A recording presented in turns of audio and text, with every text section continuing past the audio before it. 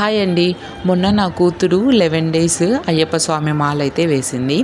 మాల వేయడానికన్నా ముందు రుబ్బన్స్ని ఎక్కడో పెట్టి మర్చిపోయింది. మామూలుగా నాకు దొరికితే నేను డ్రెస్సింగ్ టేబుల్లో డ్రావర్లో వేసేస్తాను, కానీ నాకు దొరకలేదు. మాలంతా అయిపోయిన తర్వాత స్కూల్కి వెళ్ళింది. రుబ్బన్స్ దొరకలేదు కదా అని ఒక జడ వేసి పంపిస్తే మేడం లేదు, 2 జడలు కంపల్సరీ అండ్ రుబ్బన్స్ కూడా కంపల్సరీ అని చెప్పారంట పీటీ మేడం. సో ఇంకా నెక్స్ట్ డే అప్పుడప్పటికి వెళ్ళి తీసుకొని రాలేను కదా అన్న ఉద్దేశంతో నేను ఇంకా అంతకుముందు ఒకటే రుబ్బన్ ఉంది, అది కూడా ఆ రుబ్బన్లోనే సగానికంటే మధ్యలో కట్ చేసినాను.